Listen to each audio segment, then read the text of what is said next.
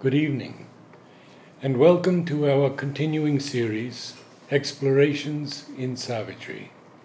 We are continuing with our theme, the Old and the New World. Mother writes, "The really new thing is that a new world is born. It is not the old one transforming itself. It is a new world that is born. And we are right in the midst of this period of transition where the two are entangled, where the old still persists, all-powerful, entirely dominating the ordinary consciousness, but where the new one is quietly slipping in, still very modest, unnoticed to the extent that outwardly it doesn't disturb anything very much for the time being.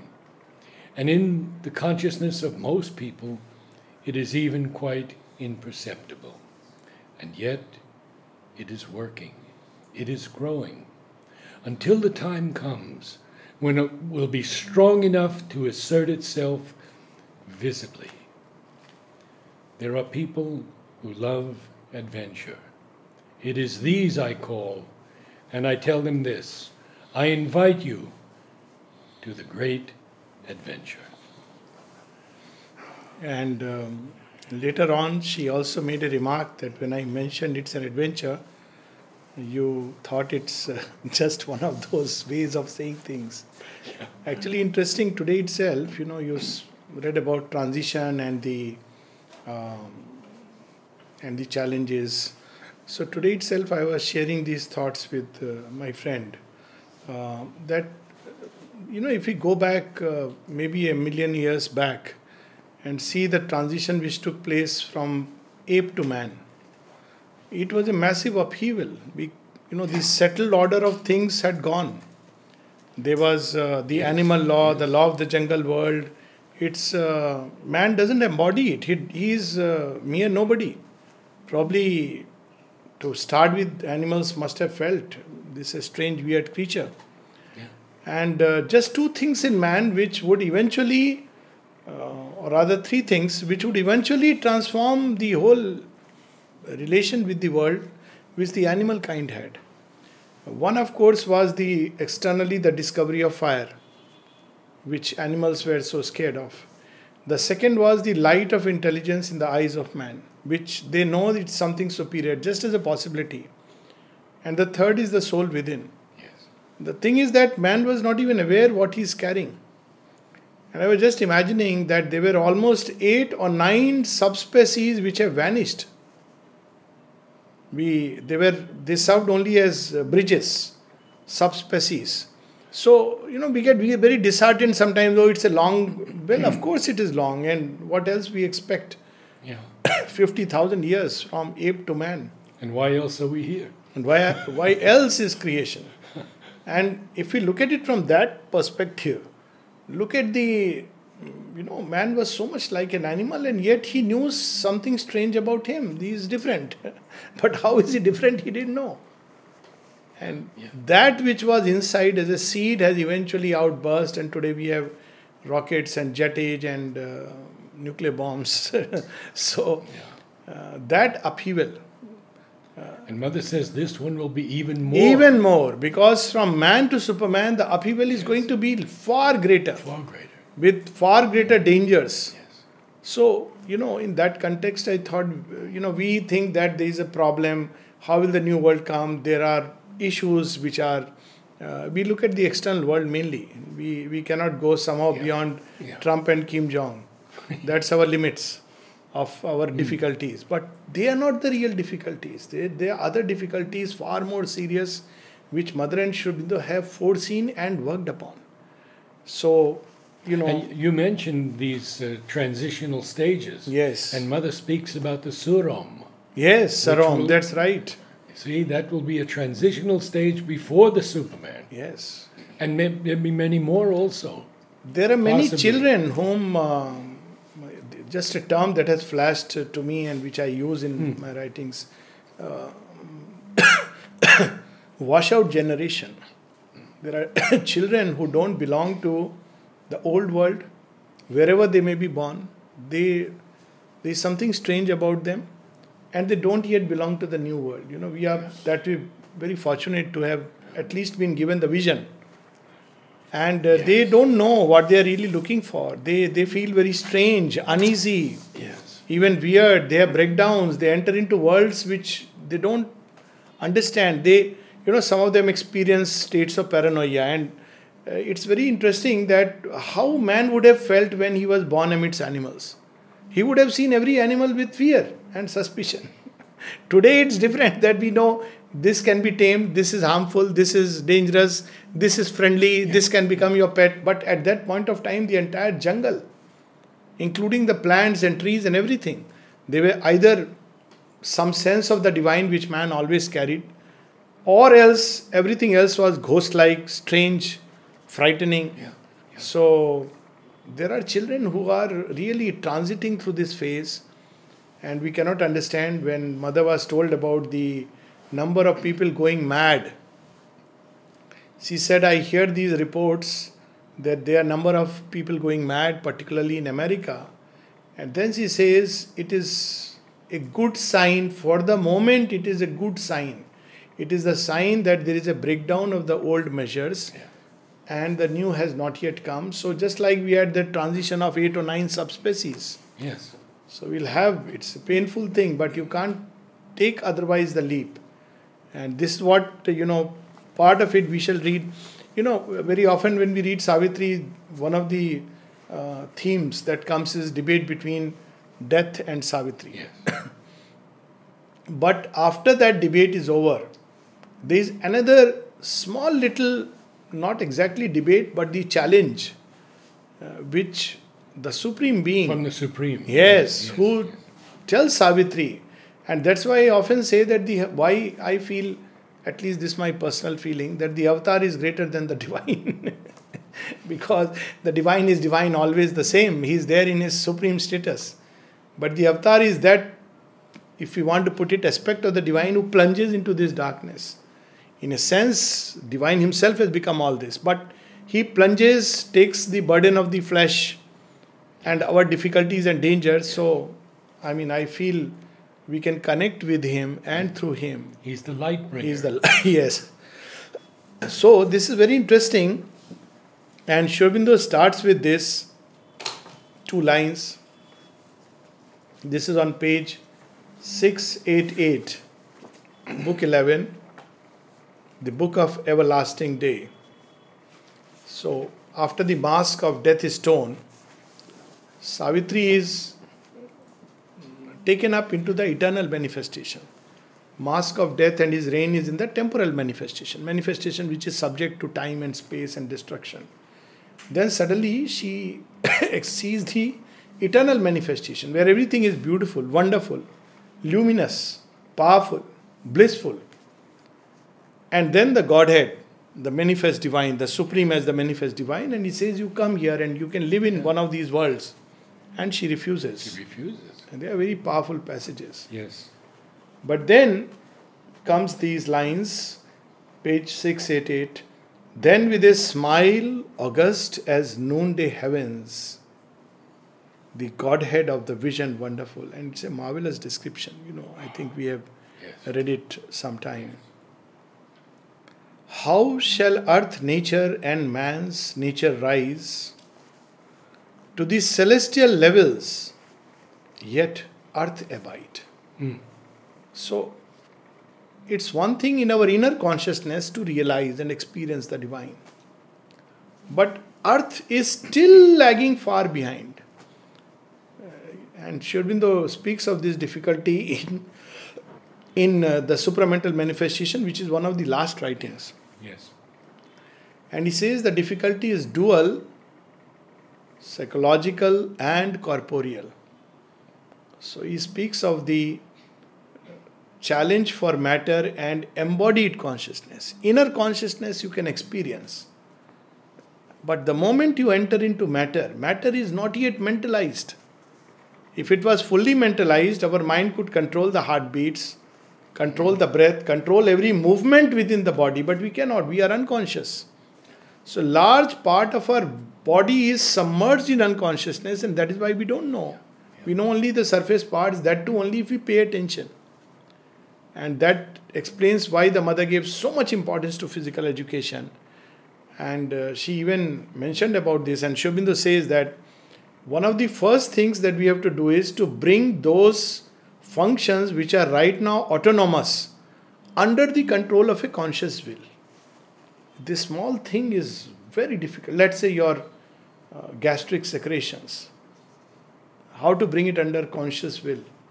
Unconscious. Leave aside respiration and heartbeat, which rare yogis and of course Sri Aurobindo has experienced. When he says he stepped into a magic place where the heart stops. Yes. So he has experienced it. These rare, very rare instances. So where all this can be brought under conscious control, and the mother goes much further. Consciousness in the cells. So the problem is not about inner being experiencing the divine. That has been done umpteen number of times. Problem is this earth abide. Rishabh Chandji, when he left his body, Yes. and many people had all kinds of stories as usual. Yeah, I just read about it. He walked into the He ocean. walked into the sea. And it's one of the means of departure which is called a Jal Samadhi. So people started making all kinds of rumors. So mother gave her version, her vision. She said people don't know. They are so foolish. She says he was so much agonized by the idea of meeting the Supreme in this body. And the mother whole night felt that anguish. And she would want to do it, but it's not possible. Matter is not ready. And she could experience that entire anguish. I want to see the Supreme, but in this house of flesh. How do you do it? In traditional yoga, if at all you have that vision and you stay for some time here, because you have to stay with that sense, your body will melt away. So she says, I could understand this anguish and this intense aspiration. He was walking up and up and up and up and mountain. And after a certain point, it all snapped. She gives that image of climbing towards the sun literally. And we have this story of Trishanku in Indian scripture where Trishanku wants to go to heaven with a body. But heaven shuts him and pushes him down that you can't go with this human body. It is not pure enough. And ultimately he cannot. He hangs. And Sri Aurobindo has written a whole poem on that, the triumph song of Trishanku. So this is the first challenge. And then, the Godhead speaks of that difficulty, that how is it possible that earth nature will abide? Of course, she will give a solution, but that we'll not talk of today, maybe next time. Then there is another challenge, another difficulty. Of course, because of this, he says why, on page 689, a few can climb to an unperishing sun. The heroes and the demigods are few, to whom the close immortal voices speak, and to their acts the heavenly clan are near. But if these people hurl into action in the world, they have a short life. And if they withdraw, like that Swami Brahmanand, staying in isolation, you can prolong your life by imposition of another plane, but that's not transformation. Otherwise, Swami Vivekananda, Sri Ramakrishna Param, many of them, they cannot. Even Swami Ramalingam, whose body vanished, used the word grace light, and mothers heard the whole passage. But they say that the Vedic rishis They tried. One of them story is again Dadichi, whose body melted away. Yes. So it's difficult. He says they are very few. Why we cannot really climb to that level? Because we are tied to earth nature. And to their acts the heavenly clan are near. Few are the silences in which truth is heard. Days and weeks and months of meditation. Okay, peace, silence, light, all that is fine. But the voice of the divine, few are the moments. Few are the splendid moments of the seers. And then come these marvelous lines. Heaven's call is rare. Rarer the heart that heeds. Because why heaven doesn't call? Because we are not ready. And probably that's what Christ meant, or what is there in the Bible. Yeah. Many are called, And few are chosen. Yeah. So there people are called, but human nature, it's not so simple. Millions of years. And look further, the doors of light are sealed to common mind, and earth's needs nail to earth the human mass. So the mother opened the doors to light, then earth's needs, she said, okay, I'll provide you a space.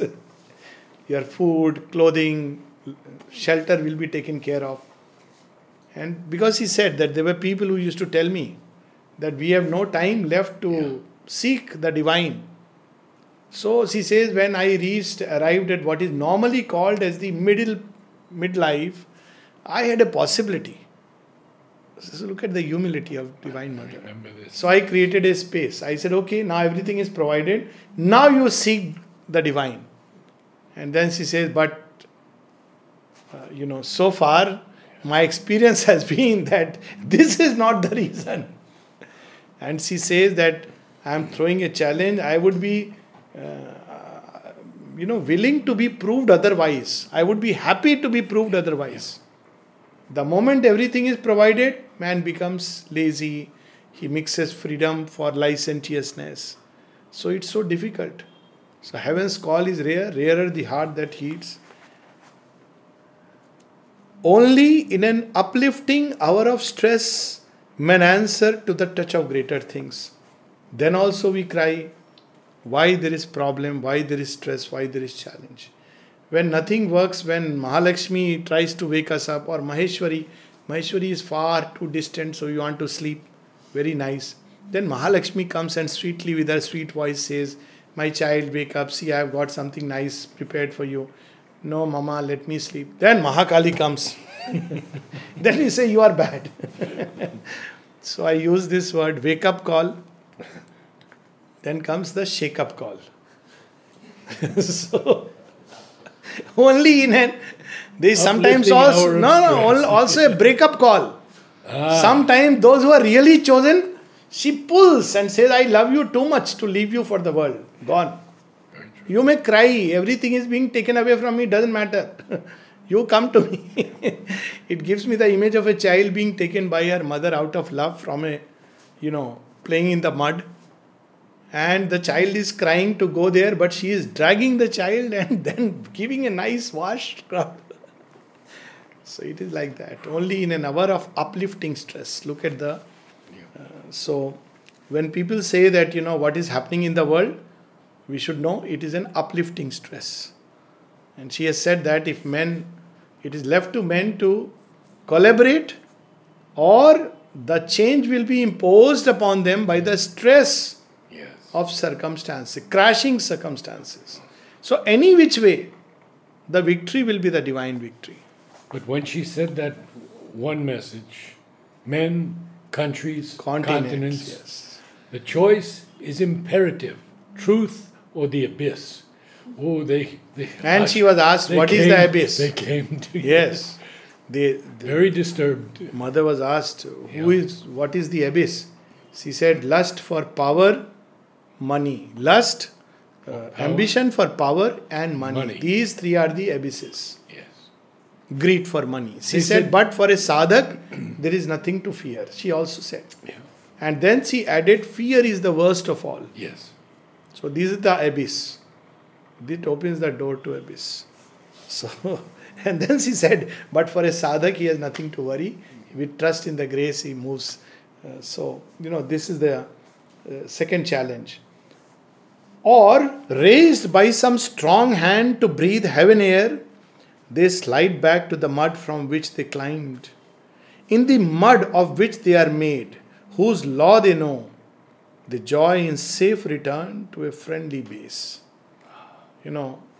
That's what I keep telling people. It's not easy to live in a place like the ashram, or there are centers outside Auroville where mother's work is being done actively.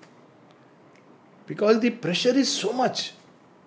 One wants to get into that life where, because there is a pressure to change. You feel it right in the bones. You feel it in the mind. And if you have everything given to you, that makes it doubly. But there is such an intense pressure. So yes. one wants to go back. One feels suffocated like the mud fish. That example we gave the other day.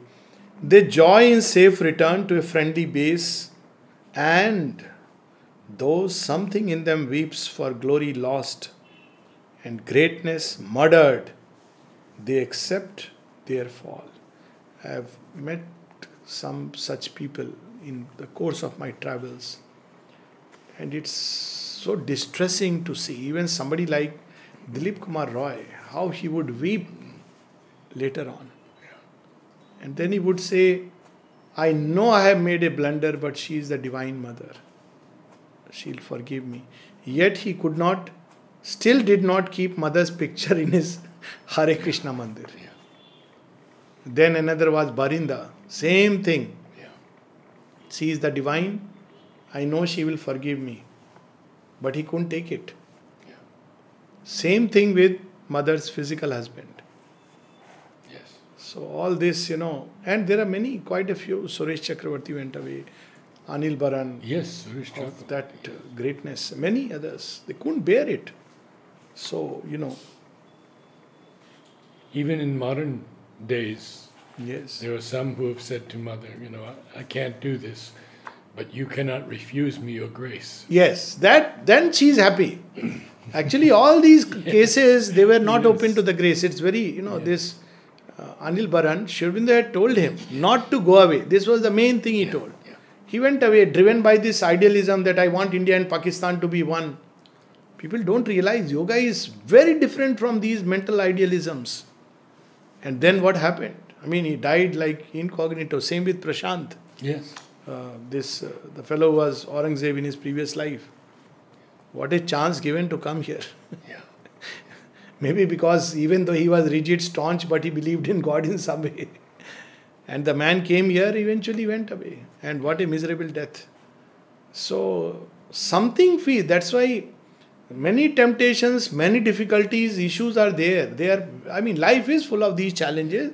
They are the spice of life, Why should we, wherever we go, life has challenges. But this grace to, turn the back on that. To be the common man, they think the best. Somebody asked the other day, few days back in Coimbatore, Sir, tell me, what about the common man? I said, first define common man. Common man is not somebody who doesn't have money and doesn't have enough to eat. Common man is somebody who is happy with the commonness. So I said, common man will live like a common man because he wants to remain the common man. What can you do about that? But a man may be poor and yet have an uncommon aspiration. He is marked out for something tremendous. A man may be rich and remain a common man.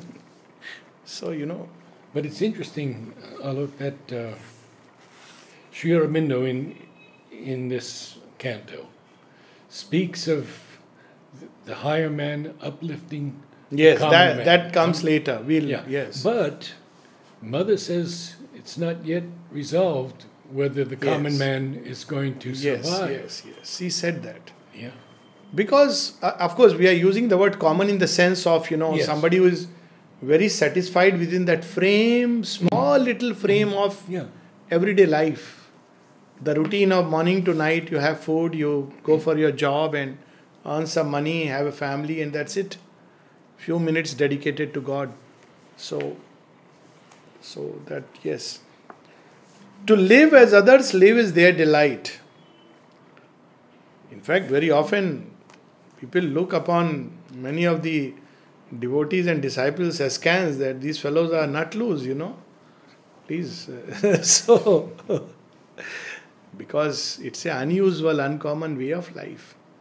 Yeah. And it's not easy. Imagine, you have a wonderful place in Georgia, such a lovely estate. I'm sure some of us may have seen, his garden, Narad's garden. What a lovely place. Why should he leave all that and come here in ashram and everybody, people from Russia, from here, especially those who leave behind their countries all over the world and come. in Auroville and other places, I really salute. It's not easy. See, for us, it's still easy. I mean, I can't imagine going to Alaska if Sri Aurobindo lived there. Of course, one has to go, but to live in Alaska, that was the proposal, no? Land in Alaska to Sri Aurobindo. French government was giving. Yeah. So, if for this I keep on thanking, Lord, you refused it, how difficult it would have been for us. But just imagine that, people leave behind. People must be wondering, it's madness. Yeah. It's much better to lead a so-called normal life. And Temi used to tell me that Sri Aurobindo answered her prayer. No Himalayas, but the heat of South India. That's what she loved. Yes. Yes. If you see that side, the mother, then all is wonderful. For most are built, now the secret is, for most are built on nature's early plan and owe small debt to a superior plane.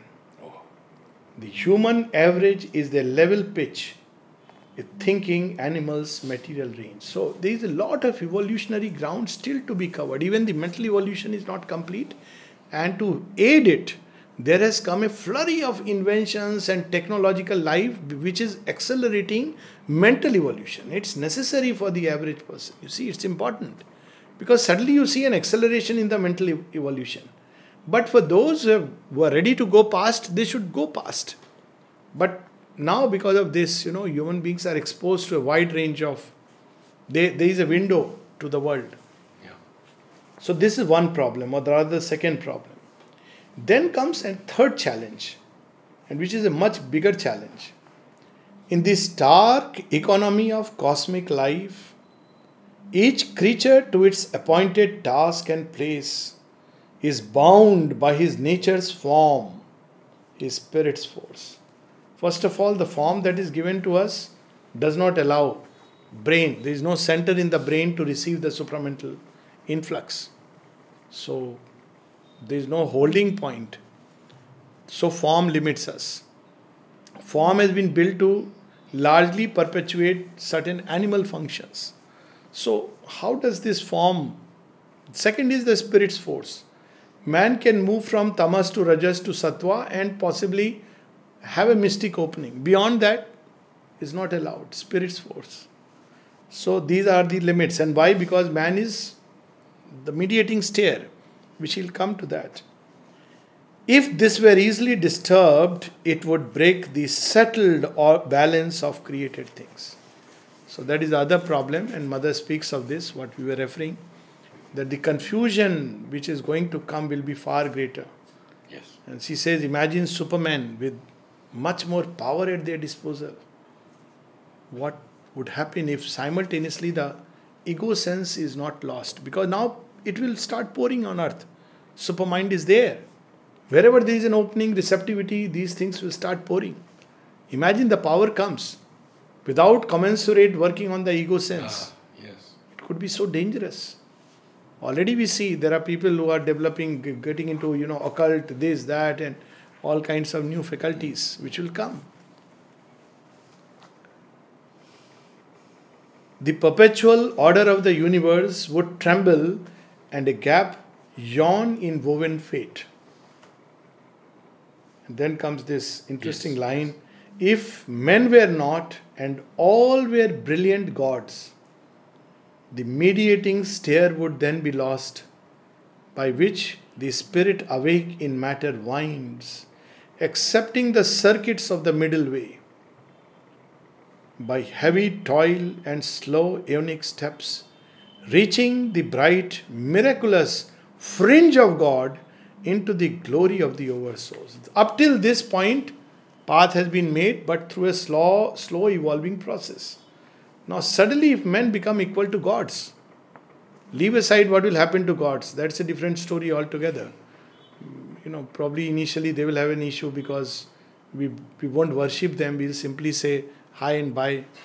Because they become brothers and sisters, friends. You see, gods also don't want us to go beyond. True. Because, who will worship them?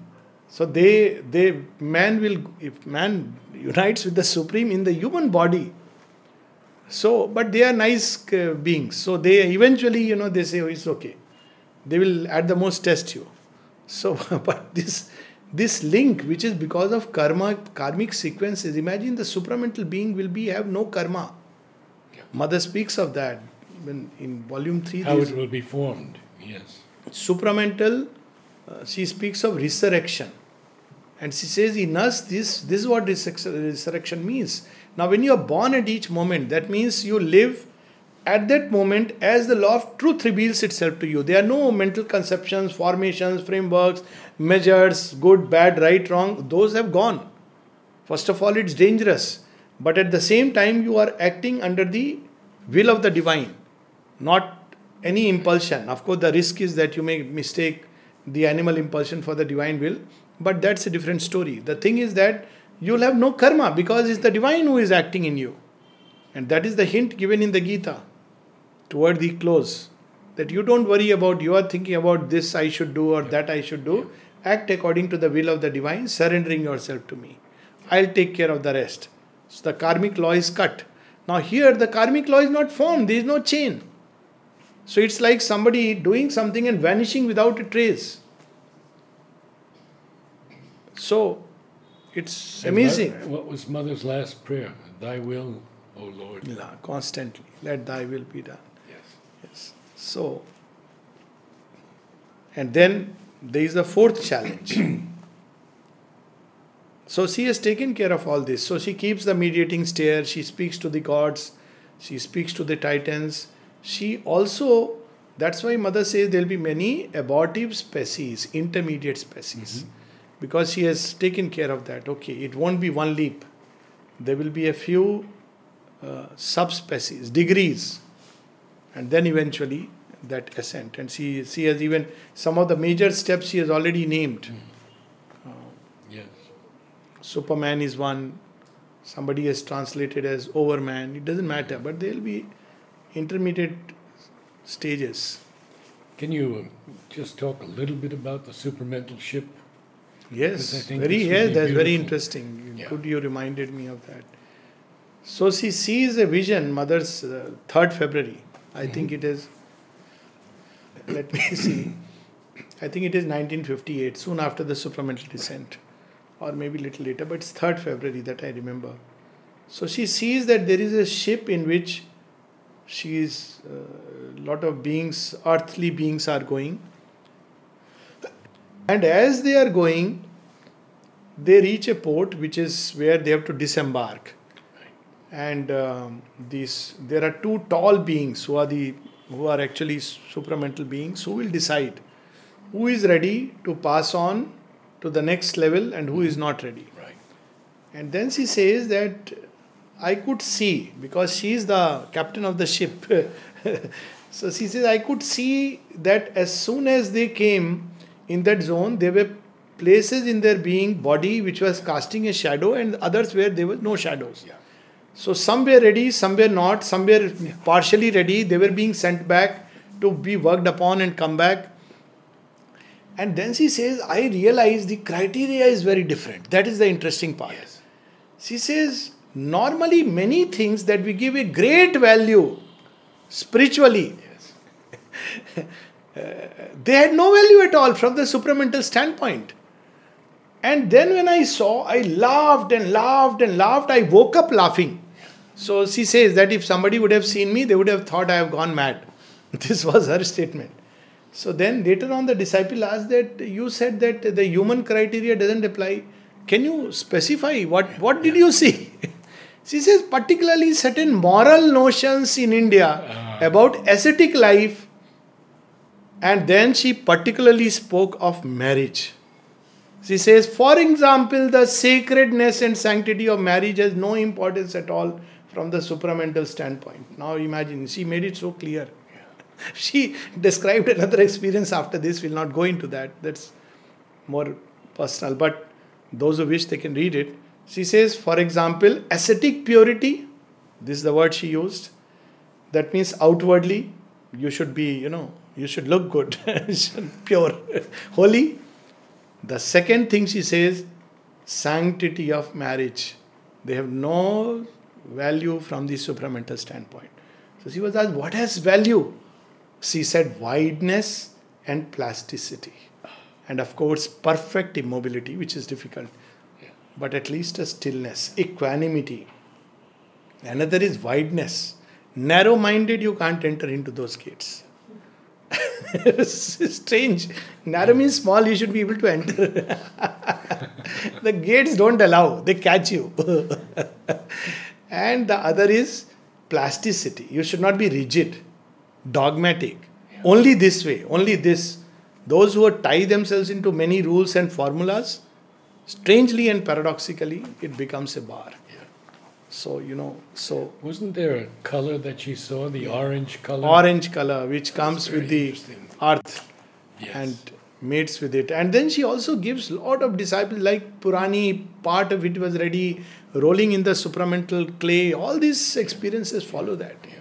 Sri Aurobindo's supramentalized body, which has those capacities, this amazing range of experiences he describes. But the interesting part is that people come, they go. And I know a story of somebody who, when he died, somebody asked mother that what happened to him after his death. Mother said, he had a part which was very open towards me. But there was an insuperable difficulty in one aspect of his nature. Now I don't remember, I have read so many things now. The problem is that some people ask for references. Of course, many of them I remember, but probably I read it in Govind Bhai Patel's book, but I am not very sure. But it's authentic. The words may be a little bit this way, that way. So she said, what I did, there was a part of his nature which was very difficult. That difficulty just could not. So I just did a small surgery on that part when he left the body. And I have taken it away, removed it away from his nature. So what would have taken him 5 or 10 lives, now he can finish it in 2 or 3 lives. So there are things he does we have no clue about. Basu told me once that people entering the ashram, he could see beings on top of them. Yes. And he could see Mother just take them away. Yes. This actually, even initially, we know earlier, before the ashram was formed, with Pavitra Da, with quite a few people, this has happened. And she would say, no, nothing to worry, there was this being. And they try to, and these are not just hostile beings or dark beings. No.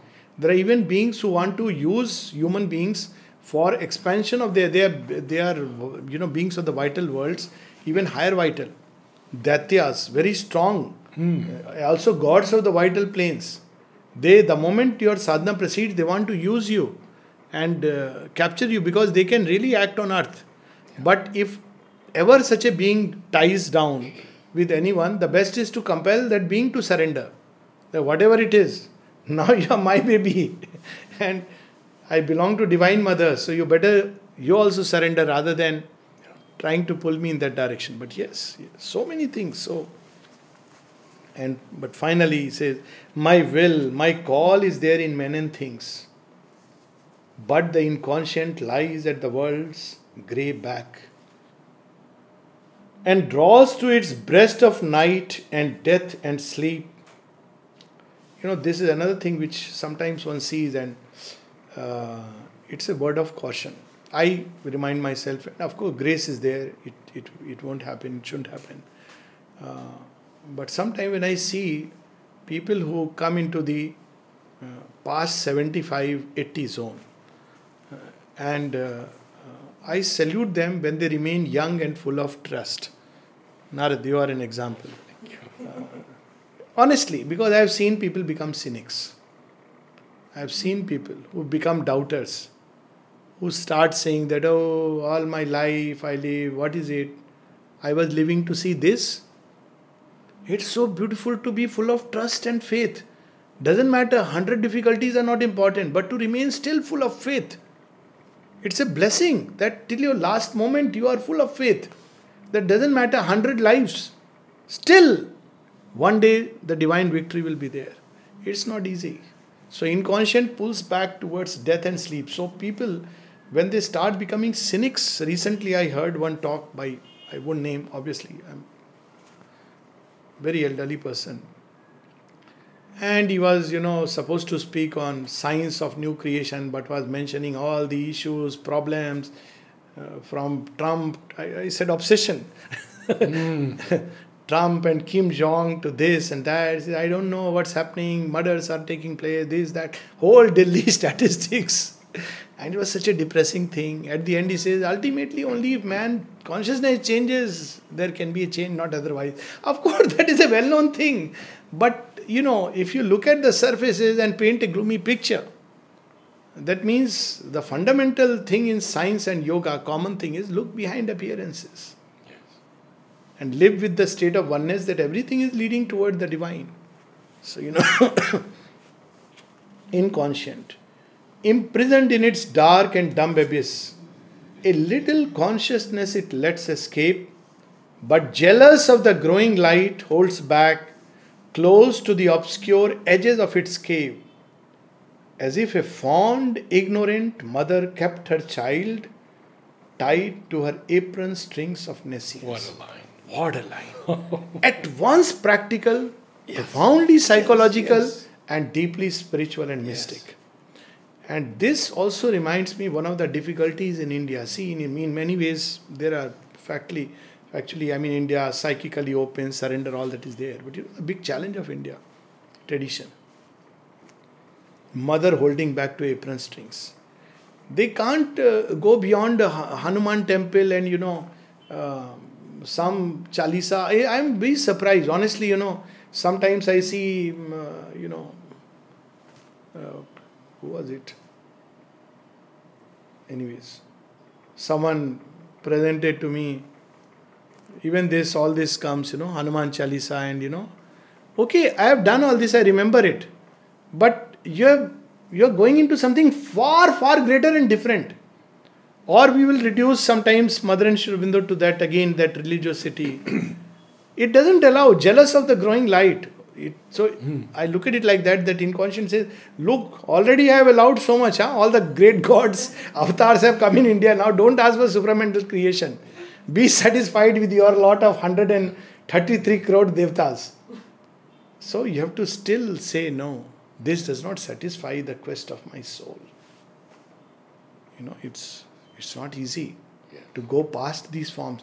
Even for an Indian to look beyond Om into Ma is, I'm telling you, it's so strange. Om is wonderful. Mother has said it's the signature of the Lord. And it's so wonderful. But sometimes I feel as a mantra, just simply the word Ma. Yes, even a cow can chant it. The first thing it says. And I believe they do. Ma. That's why cow is sacred. Now you understand why in India cow is sacred. It has nothing to do with holiness and other things. Nothing to do with the Vedas. I am not sloganeering for a political party. But look at the cow. Forget about all her gifts and wonderful things. Forget about the innocence in her eyes. But just think of it. When a cow is born and a cow grows up, what does she say? Ma. So I love the cow for this. Universal mantra first uttered by cow. Even cat says, but it slightly distorts it. Meow. So, close to ma. Look at it. It's such a wonderful thing. So, but the inconscient won't allow beyond a point. So, and everywhere, this challenge. Yes. In the West, the challenge is the mind. It says, I have given you so much light in the mind and mental light. Why do you want to leap to intuition? There is another kind of challenge in the West. You have to understand everything from purely mental, intellectual terms. And unless you reduce it to that, it doesn't exist. So you see, it's the inconscient which holds and ties. So we can probably stop with these lines. It's a lovely line. Yes. Imprisoned in its dark and dumb abyss, a little consciousness it lets escape. But jealous of the growing light holds back, close to the obscure edges of its cave, as if a fond, ignorant mother kept her child tied to her apron strings of nescience. She would allow thus far and no further. It's a typical Indian image. Typical Indian image. Old time mothers, don't go beyond your mohalla. Never go beyond your village. Town life was considered as almost a taboo. And going abroad means your dharma is gone. If you come back, you must pour Ganga Jal. Telling you the reality. Yeah. That's why many people from villages who came to India, to the ashram, those days, even recently, Odisha and southern parts, many persons came. They all ran away from their homes. No choice. If they stayed in their homes, they would not be allowed. You stay here and worship. But the plan has been changed. Who gave the courage? I can't imagine. Who gave the courage? Who provided the power and the means? And I was hearing life of one of the persons who ran away with 12 rupees and was hanging in general compartment with no ticket, nothing. Today he is a millionaire. I came to ashram. Even another person, 17-year-old boy running all the way from Assam, because this was unacceptable. And what to do? Lord has opened his ashram in Pondicherry.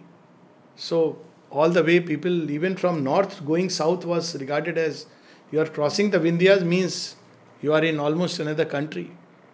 So the divine has now made it so simple that even if the child, you are in a village in, India and the child is in New York, now he has made it easy for these mothers that look, you can still feel he is near. So now inconscient is also little satisfied that this light which is coming down, I will also benefit. So this is how the plan is changing. So we'll stop here and continue.